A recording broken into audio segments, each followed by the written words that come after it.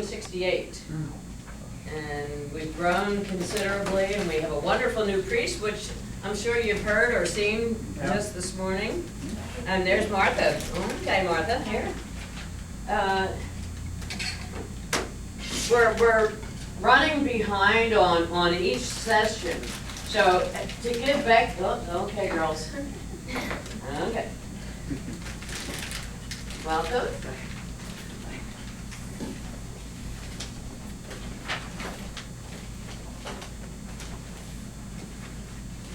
Jane, I'll have you sign here, but we do need to get started.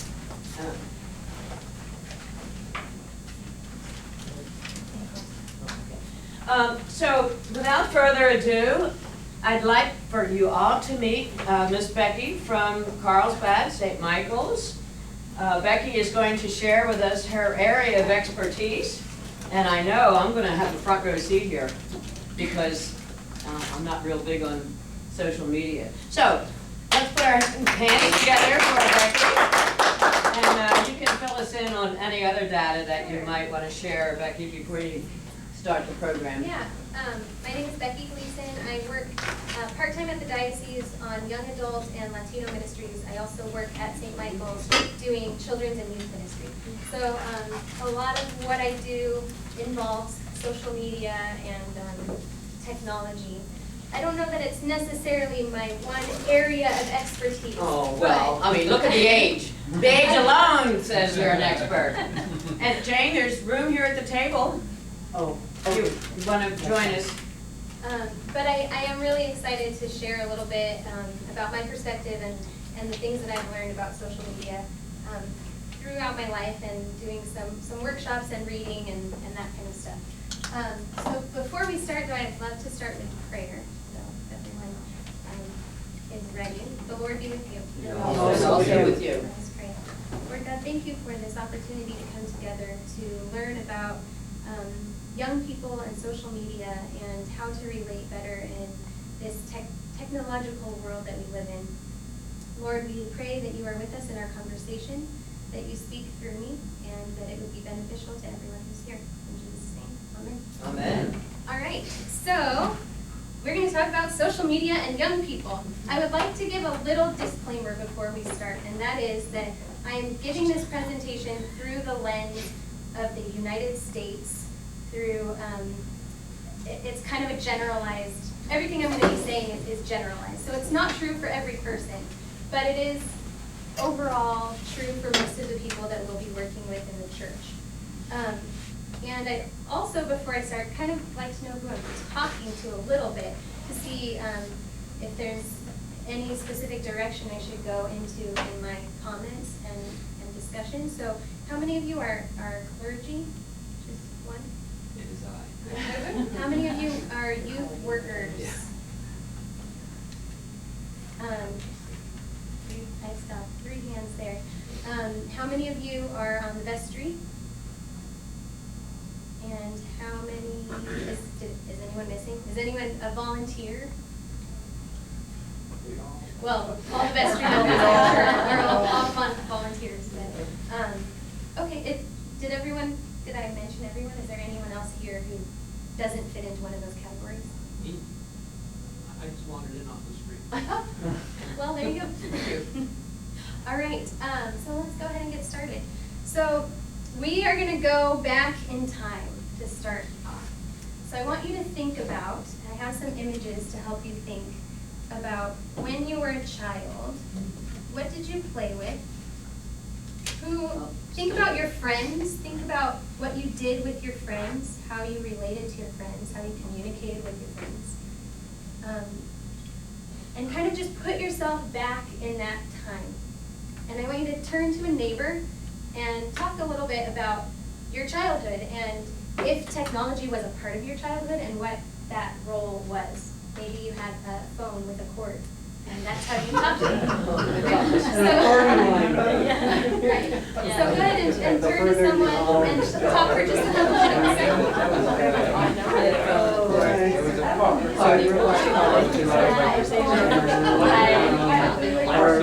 Our technology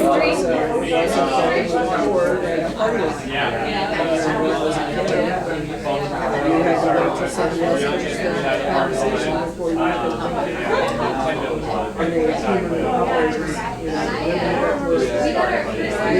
right. Yeah, I hadn't really thought about that part. And then how can you they're outside playing with them. That, I mean, I never actually really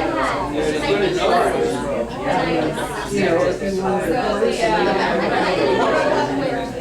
and then you were outside, unless it was raining, then you might go inside playing with so when did you grow up?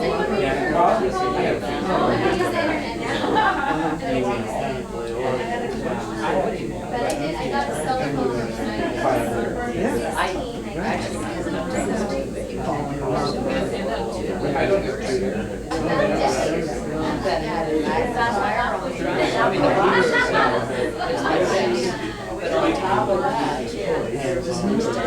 All right, you can wrap up your final thoughts and bring it back. And just a little background on me, I look younger than I am, I think. So I'm 26, I'll be 27 in like a month. So I'm talking about social media and young people, and it probably really should have been called social media and youth, because I'm focusing this more on like middle school, high school age people. But it relates to young adults and really to everyone. Social media is becoming much more widespread among all generations. So for me, with this question, I was just telling Martha, and what's your name? I'm sorry. Michael. I was just telling Martha and Michael that we got our first computer in my house when I was like 8 or 9 years old, and we had dial-up internet and all that stuff. So I grew up with technology, but not on the same scale as the teens do now. So now I want you to flash forward a little bit to the year 2003. Think about the year 2003. How old were you? You don't have to share. Think about how old you were, where you were in life. How established were you in yourself and in your job, or if you were in school, or what were you doing in 2003? Just think about it for a second. 2003 is the year that MySpace was founded. 2003 is also the year that most 6th graders were born. So think about the fact that people who are in middle school now were born the same year that one of the biggest social media, one of the first big social media sites really began. So again, thinking of yourself as a child, I'm going to give you a little timeline of what life has been like through the lens of social media for these current 6th graders. But try to picture yourself at these ages. So you're 2 years old. YouTube is created. You're 3. Facebook is the most popular social network. Twitter is around. You're 4 years old. There are iPhones. And by the time you're 7, we have the iPad. So I don't know about you guys, but when I think about it in that way, it kind of makes me realize, wow, that's really different than how I grew up. And that was only, I'm only 26 years old, so imagine the changes that have been happening in just the very recent past.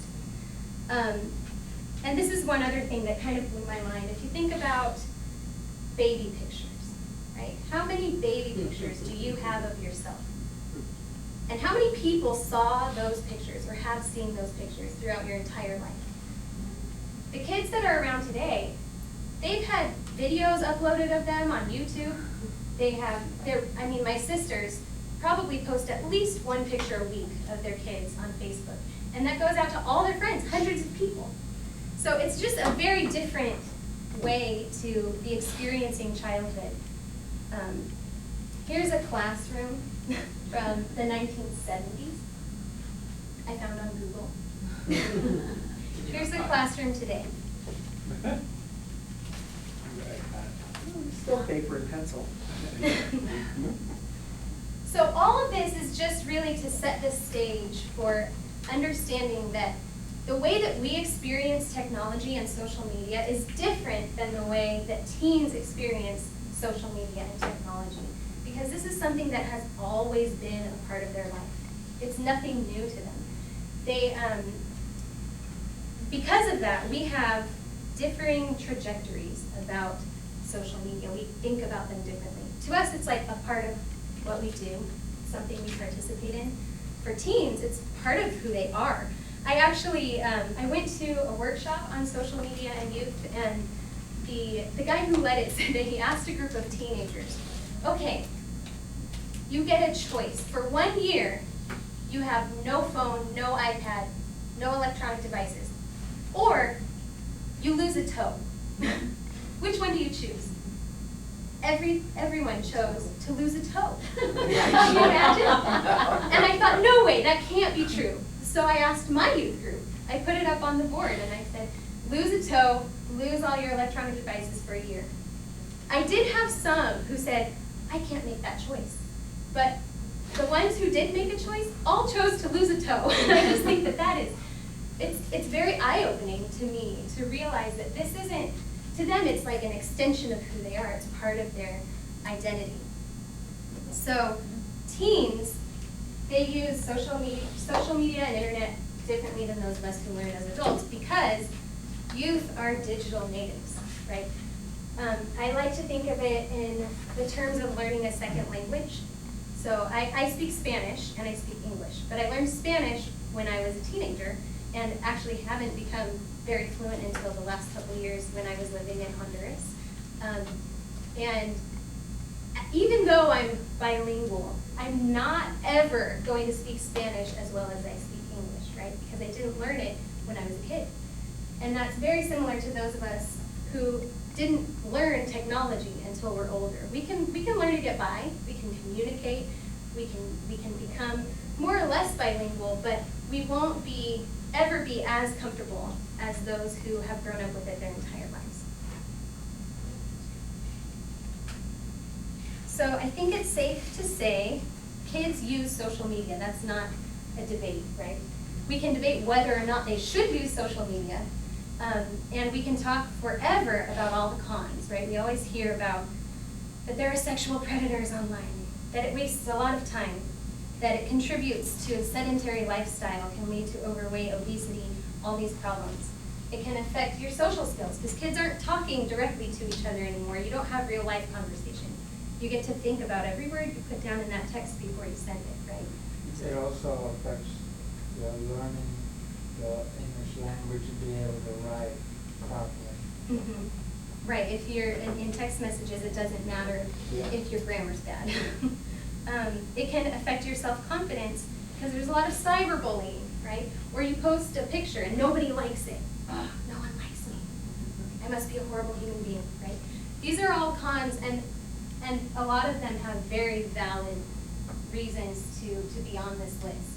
But I don't want to spend a whole lot of time on this because I think we can all agree that these are dangers of social media.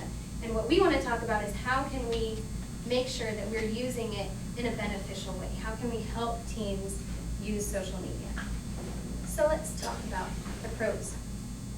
The first one, access to information, I would say could be a pro or a con, right? They can get access to any information that they want. But they can get access to any information they want, right? So if you think about in college, if you went to college before computers, you have to write a term paper. What do? The library. Go to the library. You look through all those little boxes with the cards, right? And then you find the book. You have to look through the book and find the information that you're looking for. Now. And if there weren't copy machines, you had to take your own notes. Right. Now, all you have to do, Google it, and then even if you find an article, you can just push Control F and search for any word you want in that article and find it immediately. So it's a little bit scary because maybe kids aren't as good at looking for information as they were a couple generations ago. And by the time something got into an encyclopedia, who knows how many tens and dozens of people had read it, reread it, fact-checked it, whatever. when you Google something, I mean, Anyone I can could have put written it, anything. and I don't know anything about that topic. There's no filter, there's Right. no, Your source. yeah, it's not sourced, yeah, you don't know where that information's coming from. That's true, yeah, definitely. But there is also an opportunity there for kids to have access to information that they might not otherwise be able to access. And to have, well, let's continue. The next part, which this is something that I've heard a lot about this coming generation, is that they understand the larger world and culture and issues better than any other generation because they can experience it almost firsthand, even when they aren't actually there. So when there are riots happening in Maryland, they can see the riots that are happening in Maryland. When there's an earthquake in Nepal, or when there's a volcano in Chile, they can see all of these things and know that they're happening. And they say that this generation is growing up with a lot more empathy than other generations because they're able to witness this in a way that we never did. Another good thing is that we can stay in touch with people who live far away. I think for a lot of us, how many of you guys have a Facebook page? A lot of us, what's your main reason for using Facebook? Pictures. To communicate with your friends and family, to see pictures. And especially I think for people who have friends and family who are far away who you never see, or a lot of times like college friends and things like that. It's a great, easy way to be able to stay in touch and know what's going on in people's lives. Bless you. Okay. The next couple are debatable. I'll say that right off the bat. But some people say that youth are reading more because they can go online and there's an article. And it maybe is only a few paragraphs, but that's manageable for them and they'll read the article. Right? So they're reading maybe more than they were.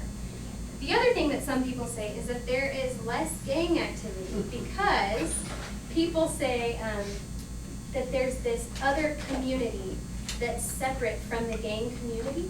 So if people are growing up in an environment and they're trying to avoid ending up in that situation, they have a place where they can go virtually and find support from other people who are going through the same thing that they're going through. So they say that it could lead to less gang activity. So all that being said, it's safe to assume that the internet isn't going anywhere. So, and the question then becomes, what does that mean for us? What does that mean for us as parents, aunts and uncles, grandparents?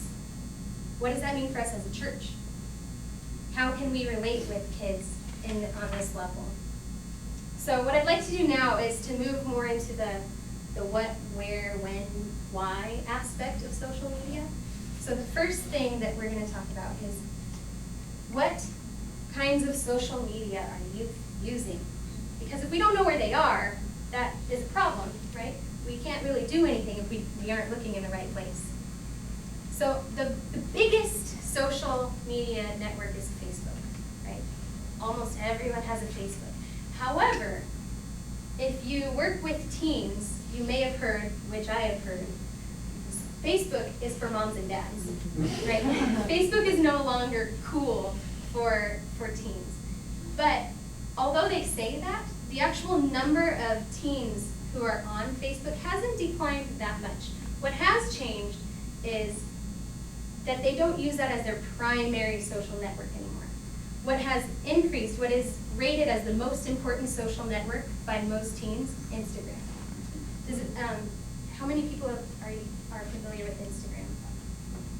So for those of you who aren't, Instagram is an app that is basically pictures and videos. And you can put tiny little comments, and then your friends can comment below and they can like your picture. But it's very much based on pictures and videos. Facebook is becoming much more about articles and a lot of commentary kind of things and messages. Instagram is much more public, and it's much more based on pictures and videos. The next one is smaller, but is actually growing faster than any other social media network in the last year, and that's Snapchat. Snapchat, who's familiar with Snapchat? Does anyone want to explain Snapchat, Ruby? They're like they're very, very, very short video clips that automatically delete after a certain number of seconds. So you have a certain amount of time after you press it to watch it before it goes away. And sometimes it Goes adds away. to it. I'm gonna put that in quotations. It goes away, right? It doesn't really go away. Because nothing on the internet ever goes away. But yeah, the idea is you send a video, you send a picture to someone, and they can look at it for 10 seconds and then it's gone. You can you know, if you push the top button here and this button here on an iPhone, it screenshots whatever you're looking at. You can do that, but then it sends a notification to the person who sent you the picture. It says, the person you sent that picture to just saved your picture. So, I don't want to get up on a soapbox about Snapchat. I'm personally not a fan because it scares me that people can send pictures and then they delete themselves after 10 seconds. And I think that there's a lot of potential for misuse of Snapchat, personally. So the next one, another questionable app in my opinion, or social media venue is, oh no, not that one, Twitter. Twitter, we all know Twitter, right? You post little status updates. The next one is Tumblr. And Tumblr is like a mini blog site, and it has kind of a bad reputation, I think. So at this workshop that I went to, the guy was talking about Tumblr and how when you look at the data, a lot of teens are using Tumblr. But when you're in a room full of teens and you say, who's using Tumblr? No one will raise their hand. So that leads us to believe that there may be a reason why teens don't want us to know that they're on Tumblr, right? So maybe they're doing things that they shouldn't be doing when they're on Tumblr. What is it? You can post blogs and multimedia. Well, see, it has no rules, like Facebook will take certain things down if they're not appropriate. Right. The statistics have shown there's a huge amount of pornography. Yes. Yeah. So I would be cautious with Tumblr. And then the last thing I put is and more. This is the biggest change in social media over the last generation. Is my generation. We had a MySpace maybe, and then when MySpace started going down, we got a Facebook instead, and we just had a Facebook. What's different about teens now is that they use all kinds of stuff all at the same time. So, and they're comfortable doing that. They like updating their status on Twitter, posting their pictures on Instagram, all of those kinds of things, and then communicating privately through Snapchat. They do that, and for me, because my generation is not like that, I'm like, gosh, I would be so confused. I wouldn't know what I need to update next. And there's also like social networking media that are specialized for people with special interests, for instance, gamers. Use certain sites. And LinkedIn. LinkedIn. Yeah. Or Pinterest is like arts and crafts kind of thing. And I think it's important to note too that you can now, like, if you take a picture or something, you can post it to several different formats at Right. once and choose which ones. Mhm. So if you take a picture of one thing, you say, okay, that's okay for my parents, so I'll post that to my Facebook page. Take a picture of something else, that's not okay for that, so that'll only go to my Snapchat. Exactly. Great. Any other comments on that page? Okay, so the next question is where are they using social media? And in that, I mean both physically, where are they using it? And digitally, where are they, right? So, and this, well, the first is everywhere. They use it all day long, every day, right? So if you ask a teenager, when do you use your phone? They use it in class, they use it at home, they use it in the bathroom, they use, every minute of every day. They'll probably even sleep with their phone, I don't know, like right next to their face. So they're with their phones all the time. Again, because this is, from my perspective, I believe that it has a lot to do with the fact that it's always been part of their life. And so without their phone, they feel like they're missing something. And then, to your point, they go where their parents aren't. When they're looking at where they're going to post things and what they're going to post, they go where they know their parents aren't going to be hovering over them all the time, which is why Facebook use is starting to decline, because where it's increasing is in women over the age of 55. That's the largest group that is expanding on Facebook. I don't know that they're the largest proportionately, but it's the largest growing group on Facebook. You know, without the computer or cell phone, they feel disconnected from the collective. Right. That's, yeah.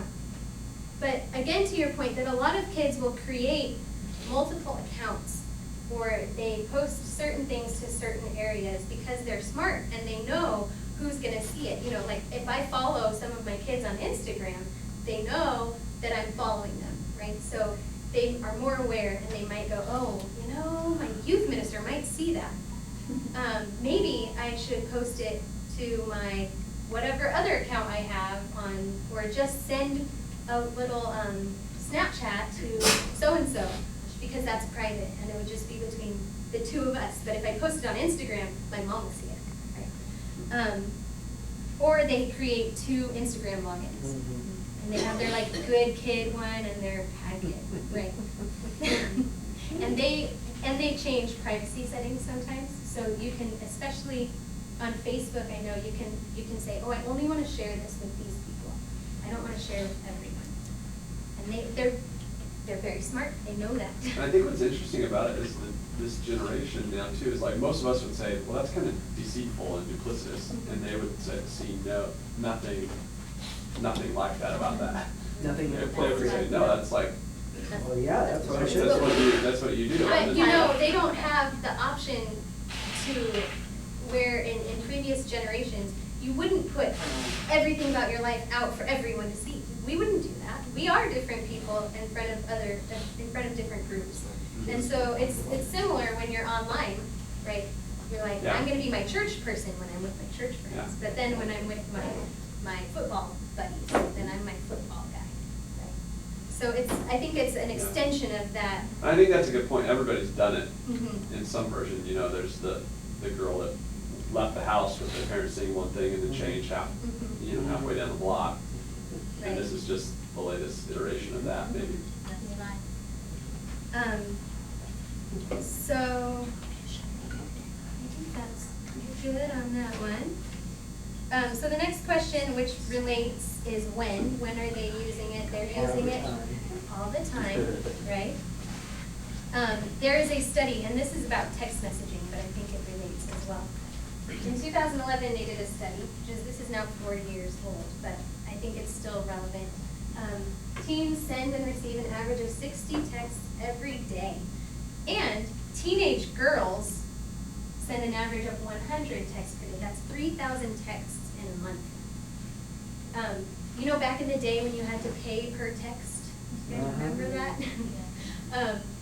I had a friend who got in big trouble because she sent so many texts one month that her parents' phone bill had $300 just for text messaging. And it's because she's probably sending 100 texts a day. Well, and you can do group text. So if you write it once and send it to 40 people, Right. then it counts as 40 texts. Yeah. Well, So we know that they're using social media. We know that they're using it all the time and everywhere. But why are they using it so much? It goes, I think, again, back to this whole, it's part of their life and they don't know a world without it. But I think there are a lot of other contributing factors. First is that they don't have as many places to just go hang out as there used to be. When you were a kid or when you were a teenager, where did you hang out with your friends? What did you do with On your the friends? street. In the Right, neighborhood, in the on the neighborhood. street, Yep. Shopping mall. go to the mall. Yeah. How many of you have, The drugstore. really? The drugs? There was a counter, Oh, yeah. and you went in that's where you met after school, at the Oh, yeah. drugstore. I went to the beach a Or, lot. or the diner, Same thing. yeah. How many of you have teenage kids or have had teenage kids? How many of you would let your kid wander the neighborhood? Oh, Maybe you well, live in a better immediate. neighborhood than I grew up in. I would, Poway, yeah. I mean, back in the Cul-de-sac. sixties, yeah. Yeah. You know, Yeah. you can practically see Yeah. everything. How many of you today, if you had a teenage kid today, and would you let them just wander all day long and not know where they are? We don't do it anymore. It's not safe to do that here. maybe in a small town, but it doesn't happen as much here as it used to. And so kids don't have a place to go and be with their friends. So they do it virtually, right?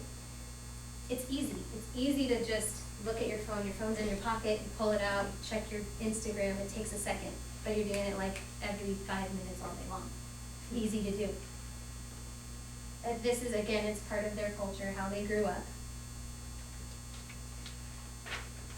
They use social media because it's a diversion, it's a distraction. A lot of our teens are so busy. They have so much going on. They're playing sports, they're taking AP classes, they're getting ready for college, they have to do community service, and then if they go to church and there's all this stuff that they have to do. And social media is a way for them to just kind of check out and be away from it and not have to deal with it for a while. We'll talk more about that particular one a little bit later. And then finally, they like the attention, right? I Googled Instagram likes, and I was looking for that little thumbs up thing, you know, or the little, I think that was a heart thing in the middle. And this is what popped up first. And I thought, buy Instagram likes. Can you really do that? And you can. You can buy Instagram likes. And it just blew my mind. So I watched this YouTube video about a study that was done in Canada on what teens want in their lives. What are their lifetime goals? And most of the people said they want to be famous and they want to have lots of money, which isn't a big surprise. However, they said that in previous generations, when they asked teens these questions, most of them, or the balance has shifted. Where now more kids say that they want the attention, they want to be famous. Before, more kids used to say, I want to fit in. I want to be part of the crowd. I don't want to be like an outsider, right? Kids aren't as concerned about that today as they used to be, which is not necessarily a bad thing, right? We always are encouraging people to be your own person and you can do whatever you want. Don't worry about what other people think. However, I think that there is a danger in losing the sense of community when people are concerned only about themselves and about getting the attention. So, yeah. Becky, what happens to the child who really doesn't have access to all this? And it's hard to imagine a child these days that doesn't, for instance, have a cell phone, but, I mean, what happens to those young people? That's a good question. I think that I think that it can be a little isolating sometimes when all your friends are doing something. It's the same as like when everyone's going to the party and I'm not allowed to go because my mom said I can't, or I wasn't invited to the party. And I think that I think that that's something that we need to be aware of as a church and as family members of teens to help navigate that, because I think you have to have a lot of self-confidence in order to be living a lifestyle that's different than most of your peers. Not that it's a bad thing to not be on every social media network, but it will make them a little bit different than most of their friends. Yeah, other questions?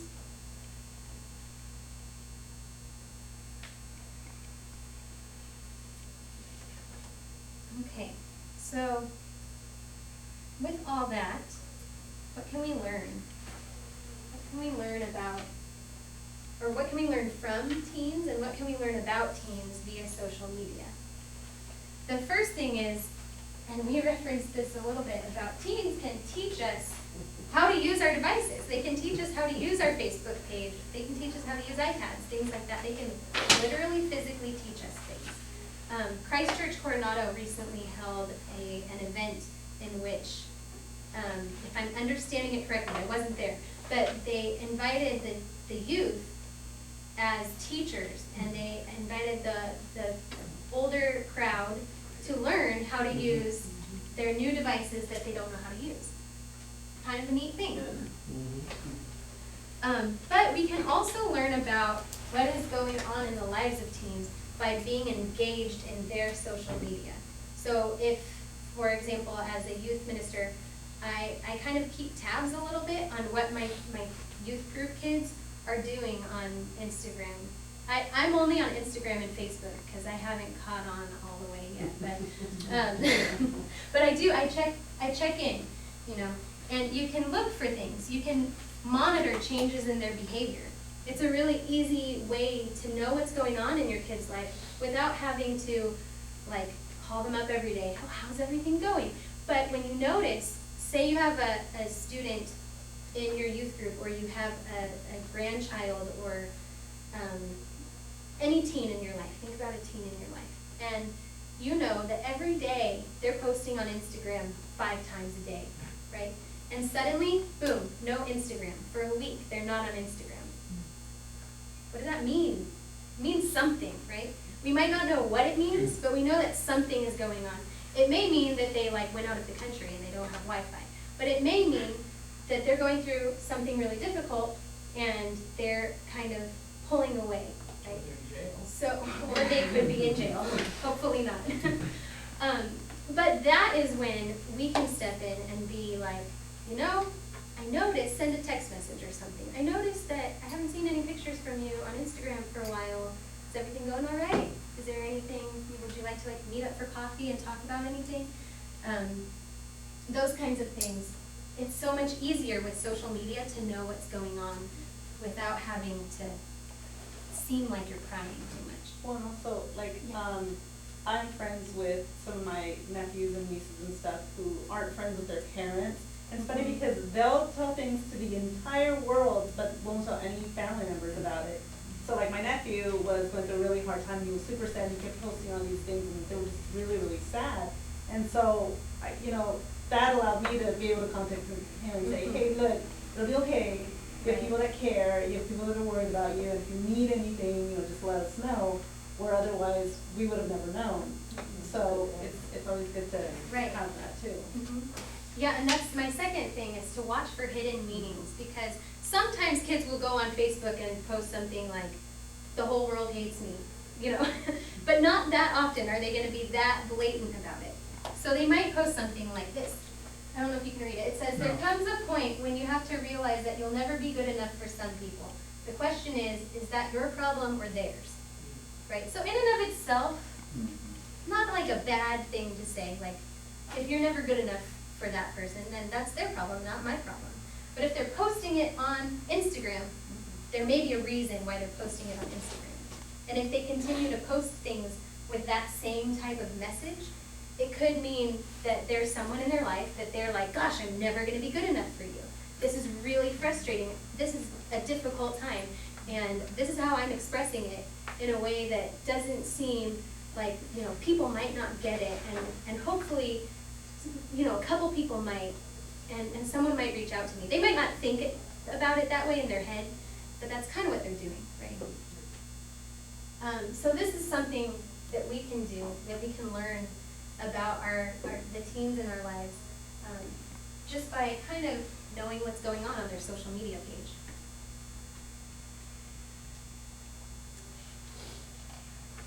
All right, so the next question is, how can we help? So as the adults, right, we kind of have a responsibility to help teens and children in general navigate through life, right? Help them along their path. So in this context, how can we help them? I think the biggest thing is that we can help them with balance and moderation. So you can use your Instagram, but I only want you to go on there once a day.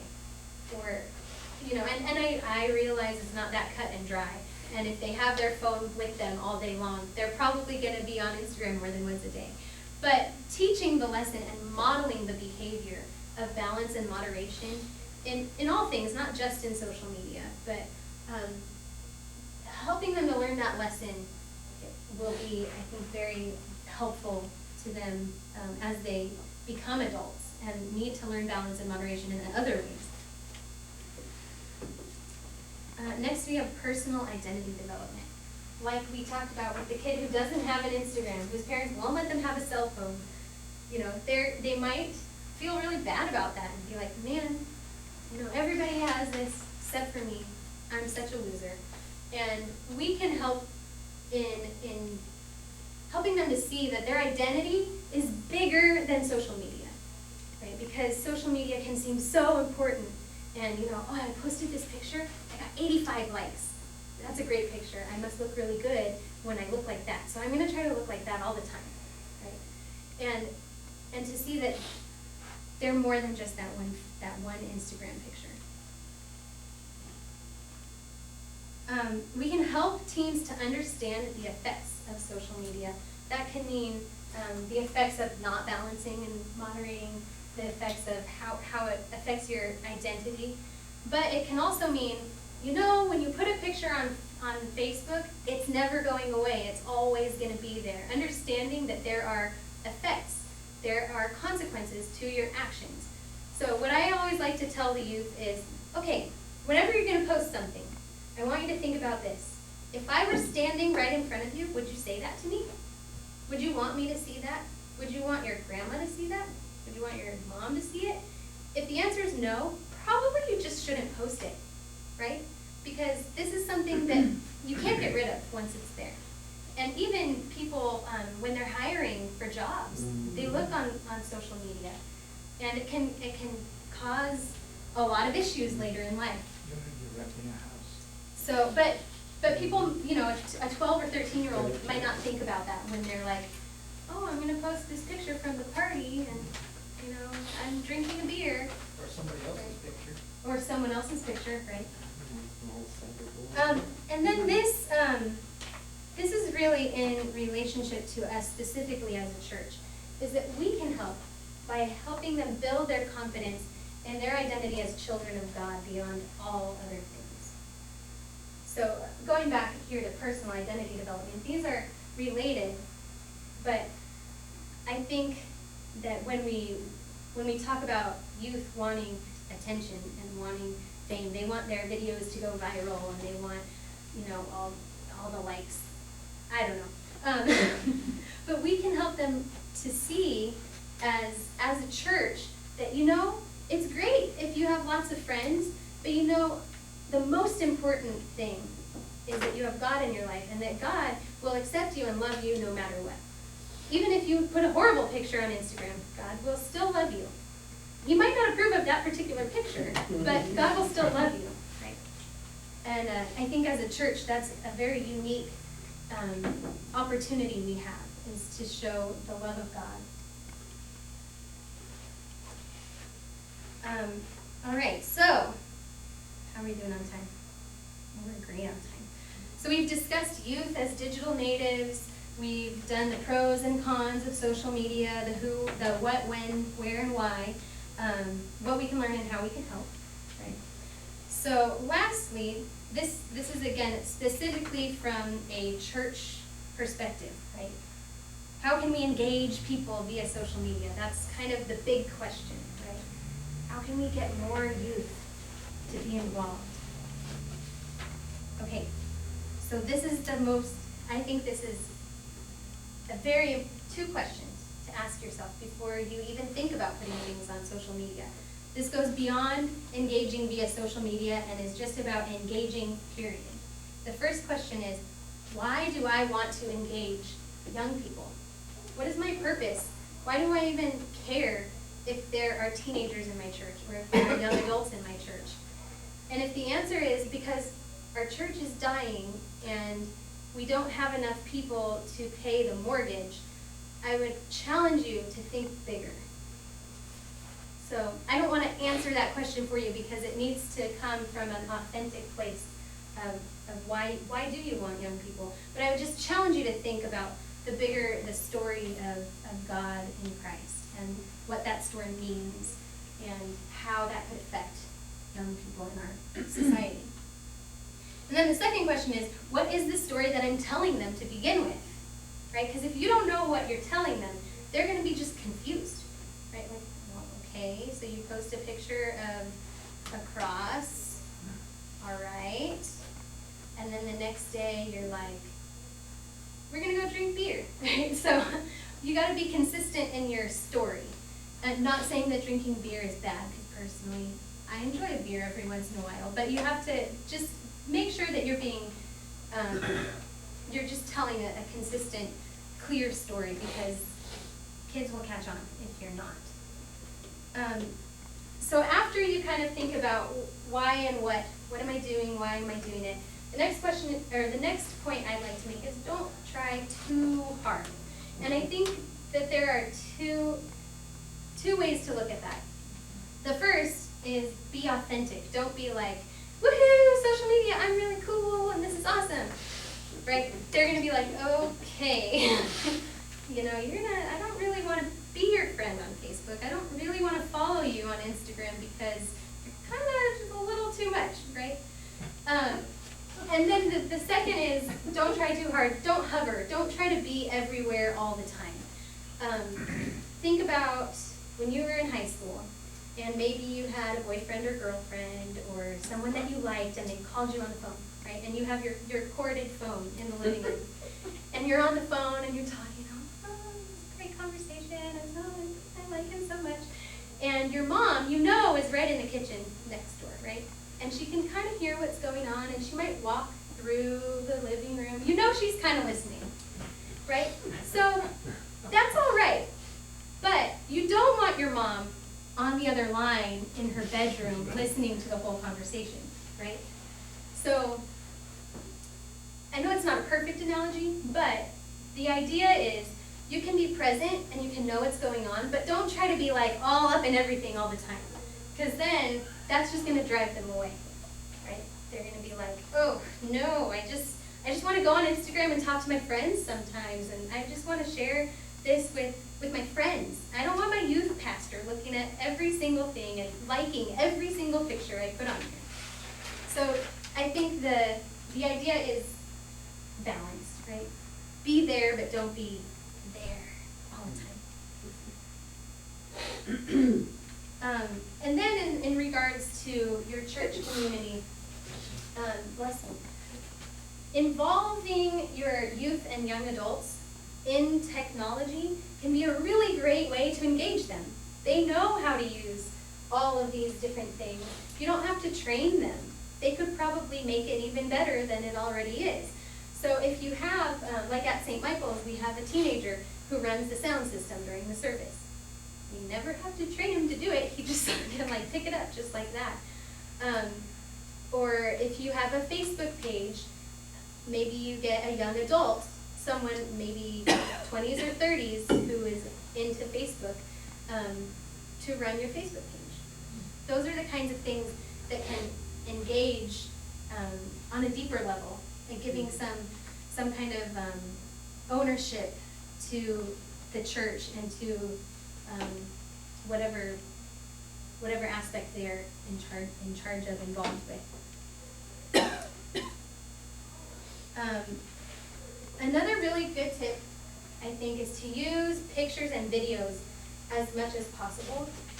Articles too, but I think that sometimes people don't want to sit down and read something when they're at the end of a long day. I just worked a 10-hour day. Okay, this is more young adults. I just worked a 10-hour day and I'm coming home. I don't want to go to school, I just want to see what's going on in people's lives. For teenagers, I just went to school and then I had soccer practice for 3 hours. And then I had to go volunteer at the homeless shelter, and I'm coming home to do homework, but I'm going to go on Facebook for a few minutes. And I don't want to be bogged down by more reading. But a lot of photos and videos are eye-catching and engaging. And then going back to kind of that first, what story am I telling? Make sure that your purpose is clear. And this is, I would say, post-specific. So that means yes, my purpose is that I want to share the love of God, right? But that's very vague and vague. So what is my purpose in posting this particular post? Am I trying to get kids to attend an event? Am I trying to have them pass on some message to share this with your friends? Or am I trying to get them to, I don't know, there are all kinds of purposes you could have for posting something, and just to be aware of what that is before you post it can help make your posts seem more clear and meaningful, and not just another post. Every day I get this from St. Michael's and I don't even know why she's sending this to me. pointless, waste of my time, right? So you should have a purpose for why you're sending things. Yeah, so with all of that, I guess to sum it all up, we have these teenagers in our churches and in our lives who are different than we are in a lot of ways in regards to how they relate to social media. But we have this great opportunity as a church to connect with them on a level that not everybody is able to. And yeah, so we can go back to these. I think this is, if there's anything you take away from this workshop, it's these questions here. Thinking about why you care about this in the first place, and what it is that you would like to teach or to share with the teens in your church, in your life. So that being said, does anybody have any questions? I feel uncomfortable talking to the teenagers, anybody in church, actually. But I make it a point, because I want to, not with an ulterior motive, but I go up and I congratulate them on their music, or I say, how are you today, or have you seen so-and-so, and I am sincere. I hope I'm coming across in a sincere way. They seem to respond, but I'm not trying to hang out with them at a coffee hour. They like to talk to themselves most of the time, amongst themselves most of the time. But I don't know anything about social media. I'm an email freak, but that doesn't work for some people, teenagers. So I wouldn't be the one to do what you're suggesting. Someone else has to do that. I just don't want to do it. I want to know about it. Yeah. But discipling is, I think, a term that gets thrown around sometimes, but it's true that everybody has different and unique gifts. And maybe you're the person who could organize or ask people, hey, I think you'd be really great to open, what church do you attend? Church of the Good Shepherd in Bonita. Okay, so you could say,